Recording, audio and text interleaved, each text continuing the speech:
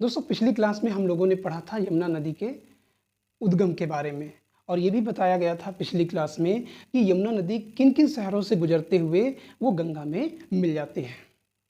आज हम लोग बात करेंगे यमुना की प्रमुख सहायक नदियों के बारे में। पूछा जाता है यमुना के बाएं तट से मिलने वाली कौन सी नदियां हैं, और दूसरा क्वेश्चन यहाँ से बनता है यमुना नदी के दाहिने तट से मिलने वाली कौन सी नदी है। क्योंकि प्रश्न इसलिए भी बन जाता है कि दाहिने तट से मिलने वाली प्रमुख सहायक नदियों में एक नदी है जिसका नाम है चंबल नदी। और चंबल क्षेत्र किस लिए जाना जाता है, कहाँ से चंबल नदी निकलती है, कौन कौन से डैम बनाते हैं, कितने राज्यों से होकर जाती है और यमुना नदी से कहाँ पर मिलते हैं, चंबल की अन्य सहायक नदियाँ कौन कौन सी हैं, तो इन सब सारे बिंदुओं पर जवाब आपको इस क्लास में मिलेगा। तो सबसे पहले हम देखते हैं कि यमुना नदी उत्तराखंड से निकलती है। और तो देखते हैं कि उत्तराखंड में एक प्लेस पड़ता है जिसका नाम है यमुनोत्री हिमनद। क्या नाम है? यमुनोत्री हिमनद। और इसी हिमनद में एक प्लेस है बंदरपुंछ, बंदरपुंछ या बंदर की पूंछ। और इसकी ऊंचाई लगभग 6316 मीटर की ऊंचाई से ये नदी निकलती है। कौन सी? यमुना नदी। जब यमुना नदी उत्तराखंड से निकलती है तो इधर हिमाचल प्रदेश पड़ जाता है और इधर यूपी, यानी कुछ जगह पे ये बॉर्डर भी बना देते हैं। और फिर यमुना नदी आगे पहुंचती है हरियाणा, और हरियाणा के बाद जो सबसे बड़ा नगर मिलता है उसका नाम होता है दिल्ली। तो पूछा जाता है दिल्ली किस नदी के किनारे बसा हुआ है, तो ये दिल्ली हो गई। दिल्ली के बाद ये नदी पहुंच जाती है कहाँ पर? मथुरा। और मथुरा के बाद फिर ये पहुंचती है आगरा। आगरा के बाद ये पहुंच जाती है हमीरपुर, और हमीरपुर के बाद ये प्रयागराज में गंगा से मिल जाते हैं। कौन सी नदी है? प्रयागराज। ऊपर एक नदी हमें बनाना पड़ेगा जिसका नाम गंगा रखना पड़ेगा। तो ये गंगा नदी है और ये कहाँ पर मिल गई? प्रयागराज में। फिर आपको पता है कि प्रयागराज के बाद फिर ये कई जिलों से वाराणसी, बलिया, छपरा, पटना, मुंगेर होते हुए ये कहाँ पहुँच जाती है? ये पहुँच जाती है झारखंड और फिर पहुँचती है पश्चिम बंगाल। और पश्चिम बंगाल में ये दो भागों में विभक्त हो जाती है, जिसको हमने पिछली क्लास में डिफाइन कर दिया है। लेकिन यहाँ पर हम देख रहे हैं यमुना की सहायक नदियों के बारे में, तो इसका नाम लिख देते हैं। ये कौन सी नदी है? यमुना नदी। यमुना की प्रमुख सहायक नदियों में सबसे पहले हम बात करेंगे यमुना के बाएं तट से मिलने वाली नदियों में। तो बाएं तट से मिलने वाली नदियों में एक नदी निकलती है मेरठ के पास से जिसका नाम है हिंडन नदी। कहाँ से निकलती है? मेरठ से आगे निकलती है, लेकिन मेरठ इसी नदी के किनारे बसा हुआ है। प्रश्न पूछा जाता है मेरठ किस नदी के किनारे बसा हुआ है, तो मेरठ हिंडन नदी के किनारे बसा हुआ है। और फिर ये नदी आके इसी में गंगा में मिल जाती है। उसके बाद दूसरी नदी आती है रिंद। तो रिंद भी आके इसी की सहायक नदी बन जाती है, रिंद। तो पूछा जाता है रिंद किसकी सहायक नदी है, तो रिंद यमुना की सहायक नदी है। उसके बाद एक दूसरी नदी आती है सेंगर, सेंगर। और उसके बाद एक और नदी आती है जिसका नाम है वरुणा। तो इस तरीके से यमुना के बाएं तरफ से मिलने वाली सहायक नदी कौन सी है? हिंडन, रिंद, सेंगर, वरुणा। तो इनका क्रम भी यही पूछा जाता है कि कौन कौन सी सहायक नदियां हैं, किसकी सहायक नदियां हैं। उसके बाद हम देखते हैं कि यमुना नदी की जो प्रमुख सहायक नदी है दाहिने तट से, वो है चंबल नदी। और चंबल नदी जो है विंध्य पर्वतमाला से निकलती है। कहाँ से निकलती है? विंध्य पर्वतमाला से। इसी के दक्षिण में विंध्य पर्वतमाला है।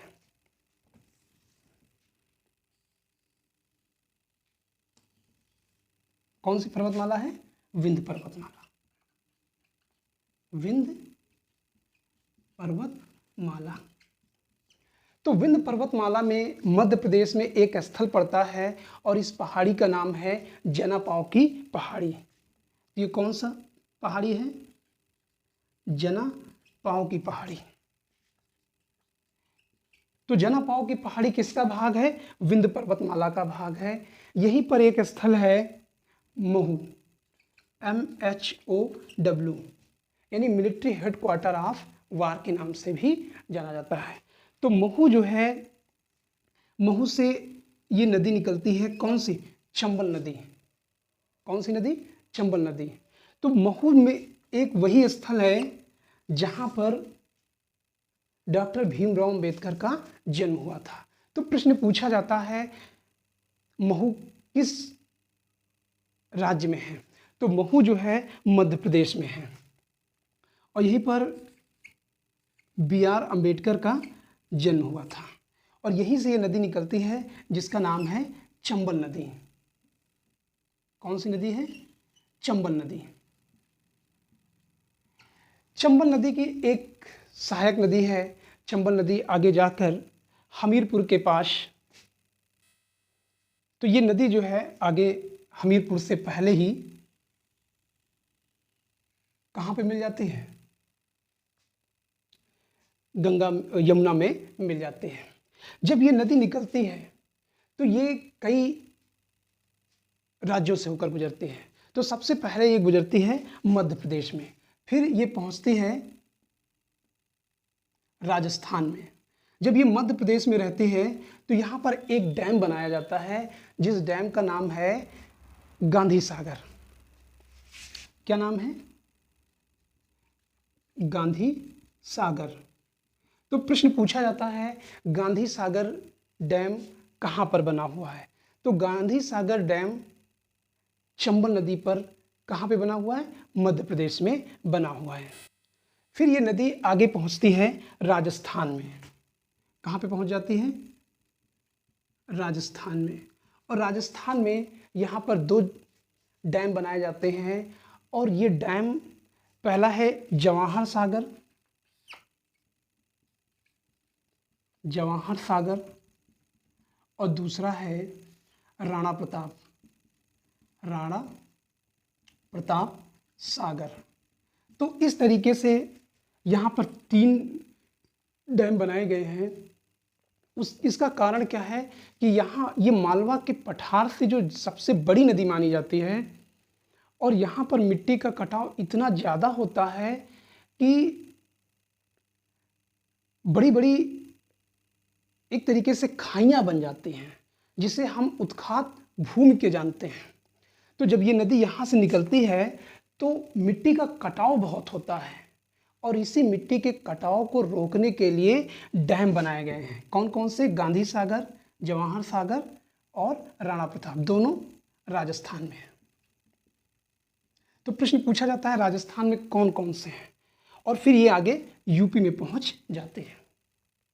तो चंबल नदी इतना भूमि का कटाव कर देती है कि यहाँ पर डकैतों को छुपने का स्थान बहुत बेहतर हो जाता है। आपने सुना होगा कि डकैतों के लिए सबसे अनुकूल जगह कहाँ पर है? तो वो चंबल नदी के आसपास है। इस पे बहुत सारी फिल्में बनाई गई हैं। तो उसके बाद हम बात करते हैं इसकी सहायक नदियों के बारे में। अब आपको पता है कि इस क्षेत्र में एक पर्वतमाला है। इस पर्वतमाला का नाम है अरावली पर्वतमाला। कौन सी पर्वतमाला है? अरावली पर्वतमाला।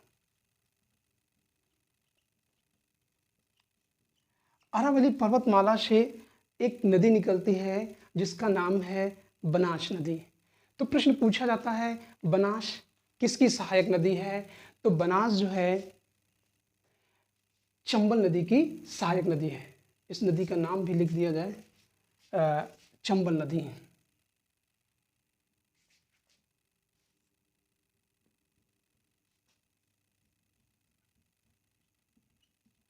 चंबल नदी।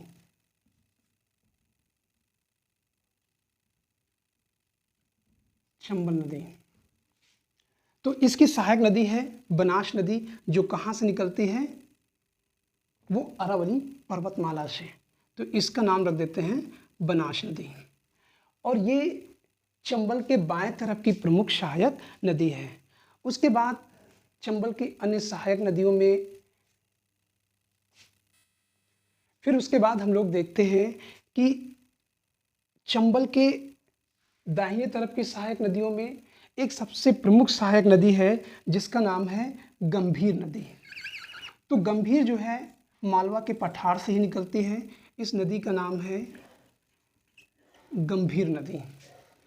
फिर एक और सहायक नदी है, इसका नाम है सिप्रा नदी। सिप्रा नदी। तो प्रश्न पूछा जाता है सिप्रा किसकी सहायक नदी है?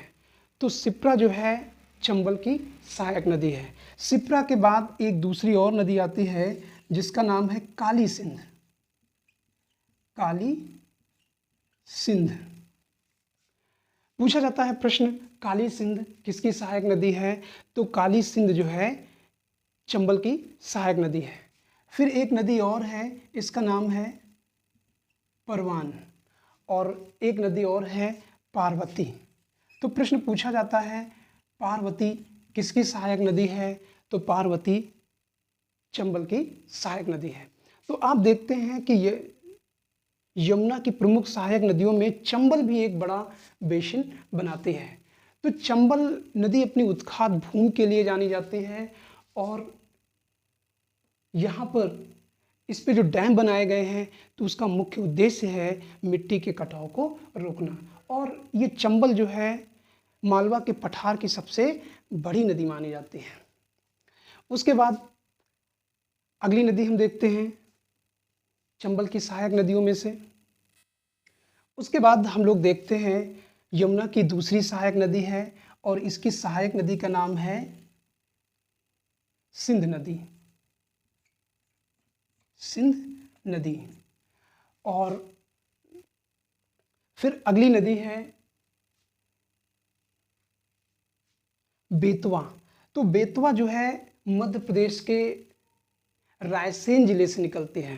तो यहाँ पर रायसेन जिला पड़ेगा, रायसेन जिला, और रायसेन जिला जो है से ही बेतवा नदी निकलती है और ये आगे बढ़कर हमीरपुर के पास, ये कौन सी नदी है? बेतवा नदी। तो बेतवा नदी हमीरपुर के पास यमुना नदी में मिल जाती है। बेतवा नदी पर कई डैम बनाए गए हैं जिसमें माता टीला है। पूछा जाता है माता टीला बांध कहाँ पर है? तो माता टीला जो है बेतवा नदी पर है। बेतवा नदी ओरछा शहर के किनारे है,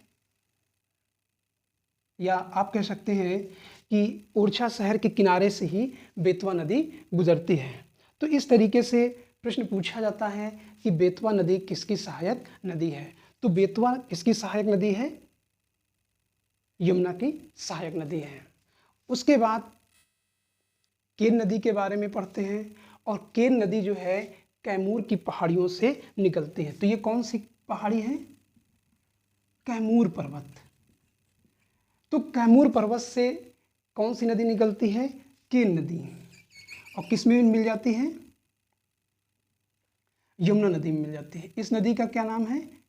केन नदी। और केन नदी के किनारे बांदा शहर है। कौन सा शहर? बांदा। और बांदा जो है किसके लिए जाना जाता है? कालिंजर के किले के लिए जाना जाता है, जो उत्तर भारत का सबसे मजबूत किला माना जाता रहा है। ये वही किला है जहाँ पर शेरशाह सूरी इस किले पर आक्रमण करने के दौरान बमबारी की, गोला बारूद फेंके, और इसी किले के पास उसकी बारूद के पास खड़े होने की वजह से उसकी मृत्यु हो गई। तो ये केन नदी बांदा के पास से होकर बहती है और यमुना की सहायक नदी है। इस तरीके से हम लोग देखते हैं यमुना की कई सहायक नदियां हैं और इनसे तरह तरह से क्वेश्चन पूछे जाते हैं। जब दोस्तों एक बार आप ढंग से पढ़ेंगे तो आपको बार बार पढ़ने की ज़रूरत नहीं पड़ेगी और आपको पूरा कॉन्सेप्ट क्लियर हो जाएगा। तो दोस्तों, ये जितनी भी नदियां हैं ये एक तरीके से परावर्तित नदियां मानी जाती हैं, जिनमें से चंबल, सिंध, बेतवा, केन, क्योंकि ये नदियां जो है उत्तर की तरफ बह रही हैं, परिवर्तित हो रही हैं, जो कि हमने पिछली क्लास में भी इसके बारे में समझा दिया था। तो दोस्तों, आज की क्लास आपको कैसे लगे? अच्छी लगे तो मेरे चैनल को सब्सक्राइब करिए, और आपके सहयोग की ज़रूरत है, और आप मेरे इसको वीडियो को शेयर करें ताकि अधिक से अधिक लोग जुड़ सकें और हम अपना काम कंटिन्यू आगे बढ़ाते रहें। Thank you.